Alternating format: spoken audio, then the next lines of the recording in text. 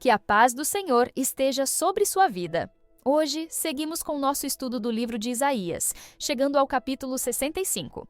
Este capítulo traz uma resposta de Deus ao clamor do profeta no capítulo anterior. O Senhor declara que sempre esteve disponível para aqueles que o buscassem, mas o povo persistiu em seu caminho de rebeldia e idolatria. Neste capítulo, Deus anuncia juízo sobre os ímpios, mas também reafirma sua fidelidade àqueles que o buscam de coração sincero. Além disso, ele revela um vislumbre do novo céu e da nova terra, onde haverá alegria, justiça e paz para sempre. Agora, convido você a acompanhar a leitura do capítulo 65 de Isaías. Fui buscado dos que não perguntavam por mim, fui achado daqueles que não me buscavam. A uma nação que não se chamava do meu nome, eu disse: Eis-me aqui. Eis-me aqui. Estendi as minhas mãos o dia todo a um povo rebelde, que anda por caminho que não é bom, após os seus pensamentos. Povo que de contínuo me irrita diante da minha face, sacrificando em jardins e queimando incenso sobre altares de tijolos, que habita entre as sepulturas e passa as noites junto aos lugares secretos. Come carne de porco e tem caldo de coisas abomináveis nos seus vasos, que dizem: Fica onde estás e não te chegues a mim, porque sou mais santo do que tu. Estes são fumaça no meu nariz, um fogo que arde todo o dia. Eis que está escrito diante de mim: Não me calarei, mas eu pagarei, sim, pagarei no seu seio as vossas iniquidades e juntamente as iniquidades de vossos pais, diz o Senhor, que queimaram incenso nos montes e me afrontaram nos outeiros. Assim, lhes tornarei a medir as suas obras antigas no seu seio. Assim diz o Senhor. Como quando se acha mosto num cacho de uvas, dizem: Não o desperdices, pois há bênção nele, assim farei por amor de meus servos, que não os destrua a todos, e produzirei descendência a Jacó, e a Judá um herdeiro que possua os meus montes, e os meus eleitos herdarão a terra, e os meus servos habitarão ali. E Saron servirá de curral de rebanhos, e o vale de Acor lugar de repouso de gados, para o meu povo que me buscou. Mas a vós, os que vos apartais do Senhor, os que vos esqueceis do meu santo monte, os que preparais uma mesa para a fortuna, e que misturais a bebida para o destino. Também vos destinareis à espada, e todos vos encurvareis à matança. Porquanto chamei, e não respondestes, falei, e não ouvistes, mas fizestes o que era mal aos meus olhos, e escolhestes aquilo em que não tinha prazer. Portanto, assim diz o Senhor Deus: Eis que os meus servos comerão, mas vós padecereis fome. Eis que os meus servos beberão, porém vós tereis sede. Eis que os meus servos se alegrarão, mas vós vos envergonhareis. Eis que os meus servos exultarão pela alegria de coração, mas vós gritareis pela tristeza de coração, e uivareis pelo quebrantamento de espírito. E deixareis o vosso nome aos meus eleitos por maldição, e o Senhor Deus vos matará, e a seus servos chamará por outro nome. Assim que aquele que se bendisser na terra, se bendirá no Deus da verdade, e aquele que jurar na terra, jurará pelo Deus da verdade, porque já estão esquecidas as angústias passadas, e estão escondidas dos meus olhos. Porque eis que eu crio novos céus e nova terra, e não haverá mais lembrança das coisas passadas, nem mais se recordarão. Mas vós folgareis e exultareis perpetuamente no que eu crio, porque eis que crio para Jerusalém uma alegria, e para o seu povo gozo. E exultarei em Jerusalém, e me alegrarei no meu povo, e nunca mais se ouvirá nela voz de choro, nem voz de clamor. Não haverá mais nela criança de poucos dias, nem velho que não cumpra os seus dias, porque o menino morrerá de 100 anos, porém o pecador de 100 anos será amaldiçoado. E edificarão casas, e as habitarão, e plantarão vinhas, e comerão o seu fruto. Não edificarão para que outros habitem, não plantarão para que outros comam, porque os dias do meu povo serão como os dias da árvore, e os meus eleitos gozarão das obras das suas mãos. Não trabalharão em vão, nem terão filhos para a perturbação, porque são a posteridade bendita do Senhor, e os seus descendentes estarão com eles. E será que antes que clamem, eu responderei? Estando eles ainda falando, eu os ouvirei. O lobo e o cordeiro se apacentarão juntos, e o leão comerá palha como o boi. e pó será a comida da serpente. Não farão mal nem dano algum em todo o meu santo monte, diz o Senhor. Isaías capítulo 65 começa com Deus respondendo ao clamor do profeta no capítulo anterior. O Senhor revela que sempre esteve disponível para aqueles que o buscassem, mas, apesar disso, o povo escolheu se afastar, seguindo caminhos de rebeldia e idolatria. Aqui vemos tanto a paciência divina quanto sua justiça, pois ele promete juízo aos desobedientes e bênçãos àqueles que permanecem fiéis. No versículo 1, lemos: Fui buscado pelos que não perguntavam por mim, fui achado por aqueles que não me buscavam. A uma nação que não se chamava pelo meu nome, eu disse: Eis-me aqui, eis-me aqui. Deus mostra que se revelou a um povo que não o procurava. Esse versículo é citado pelo apóstolo Paulo em sua carta aos Romanos, capítulo 10, versículo 20, para ilustrar como os gentios também foram chamados para a salvação. No versículo 2, vemos a paciência de Deus para com Israel. Estendi as minhas mãos todo o dia a um povo rebelde que caminha por caminho que não é bom após os seus próprios pensamentos. Deus estendeu suas mãos continuamente, chamando seu povo ao arrependimento, mas eles insistiram em seguir seus próprios caminhos. Nos versículos 3 a 5, Deus expõe os pecados da nação.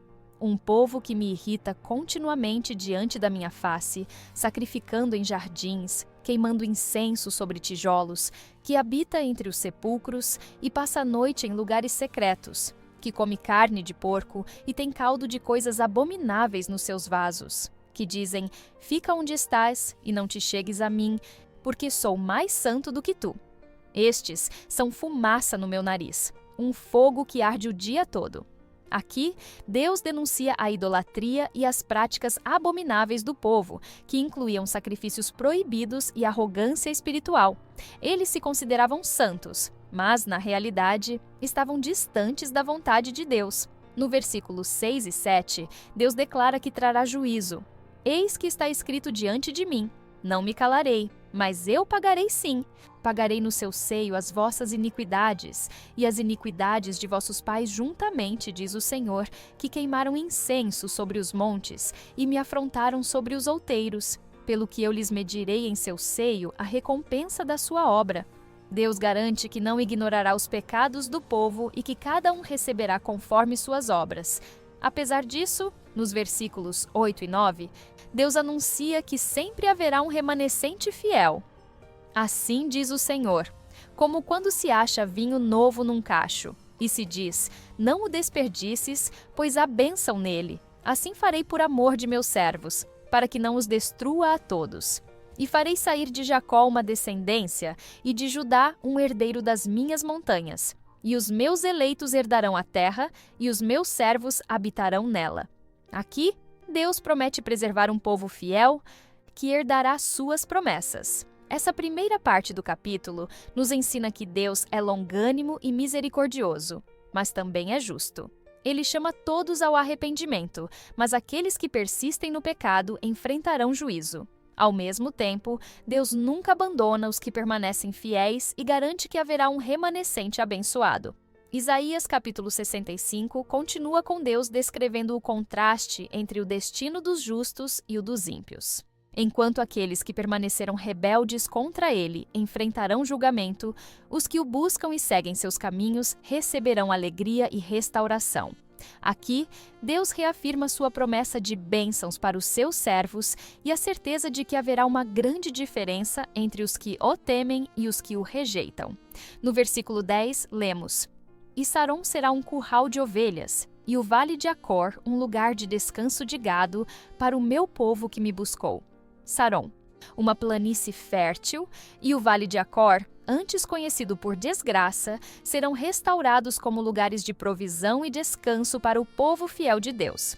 Nos versículos 11 e 12, Deus adverte os que o rejeitam: Mas a vós que vos apartais do Senhor, que vos esqueceis do meu santo monte, que preparais uma mesa para a deusa Fortuna e encheis o cálice de vinho para o Deus Destino, também vos destinarei à espada, e todos vos encurvareis à matança. Porquanto chamei, e não respondestes, falei, E não ouvistes, mas fizestes o que era mal aos meus olhos, e escolhestes aquilo em que eu não tinha prazer. Deus mostra que os ímpios colherão o fruto de suas escolhas. Eles ignoraram seu chamado e preferiram seguir seus próprios caminhos, adorando deuses falsos, e por isso enfrentarão destruição. Nos versículos 13 e 14, Deus revela a diferença entre o destino dos fiéis e o dos rebeldes. Portanto, assim diz o Senhor Deus: Eis que os meus servos comerão, mas vós passareis fome. Eis que os meus servos beberão, mas vós tereis sede. Eis que os meus servos se alegrarão, mas vós vos envergonhareis. Eis que os meus servos cantarão por terem o coração alegre, mas vós gritareis com tristeza do coração e uivareis pelo vosso espírito quebrantado. Enquanto os servos do Senhor desfrutarão de provisão, alegria e segurança, os ímpios sofrerão escassez e vergonha. No versículo 15, Deus reforça essa separação. E deixareis o vosso nome por maldição aos meus escolhidos, e o Senhor Deus vos matará, e a seus servos chamará por outro nome. O nome dos ímpios será associado à maldição, enquanto os fiéis receberão uma nova identidade dada por Deus. No versículo 16, vemos uma promessa de renovação. Assim que aquele que se bendisser na terra será bendito no Deus da verdade, e aquele que jurar na terra jurará pelo Deus da verdade, porque já estão esquecidas as angústias passadas e estão escondidas dos meus olhos.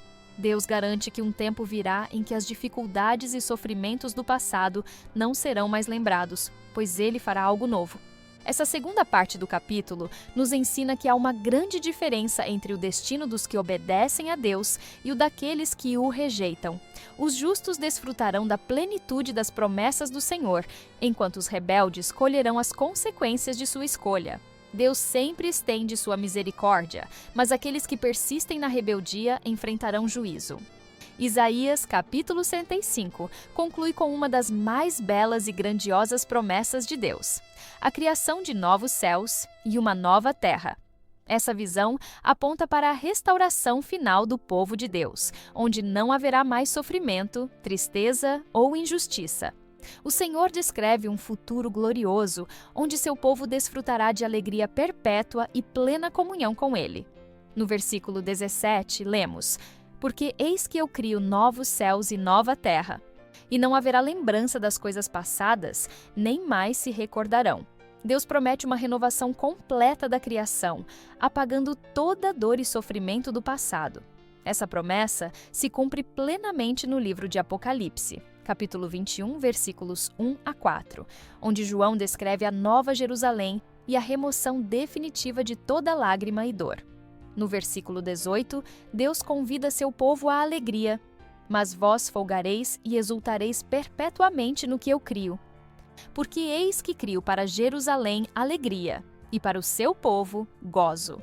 Diferente da tristeza e do sofrimento do presente, o novo mundo de Deus será um lugar de alegria eterna. No versículo 19, Deus reforça essa promessa: E exultarei em Jerusalém, e folgarei no meu povo, e nunca mais se ouvirá nela voz de choro, nem voz de clamor. A presença de Deus eliminará toda dor e lamentação. A comunhão plena com Ele trará paz inabalável. Nos versículos 20 a 23, vemos um cenário de vida longa e prosperidade.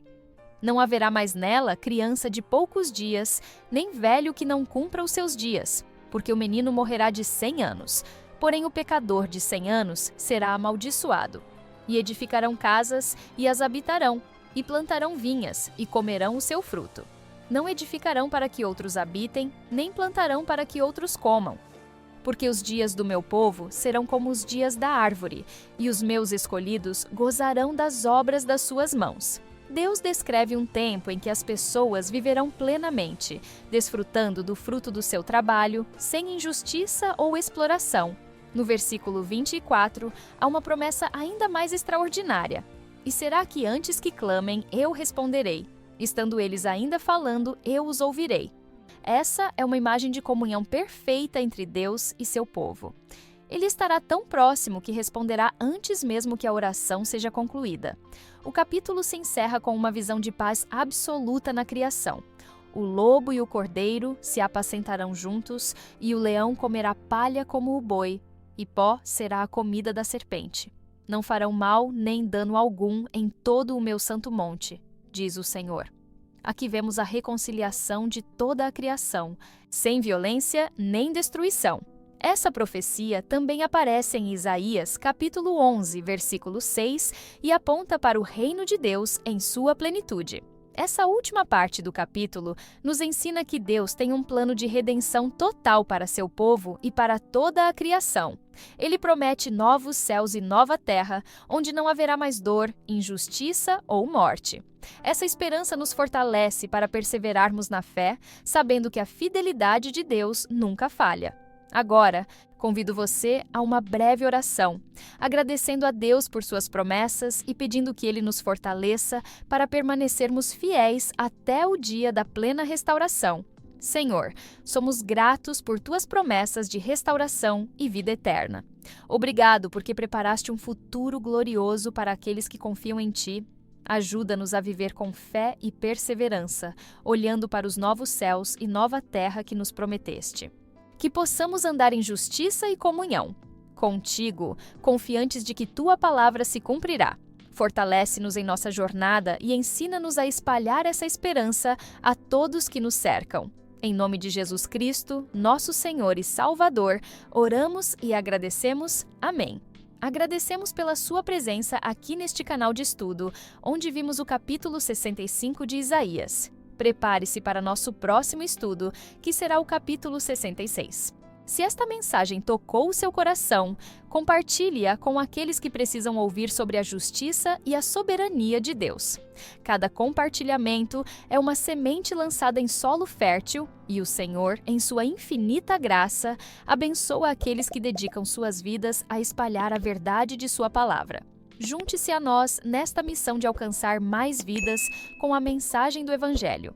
Compartilhe este estudo com amigos, familiares e em suas redes sociais, permitindo que mais pessoas conheçam a fidelidade do Senhor e encontrem segurança em sua presença. Que o Senhor abençoe sua vida abundantemente, renove suas forças e o guie em cada passo do caminho. Amém.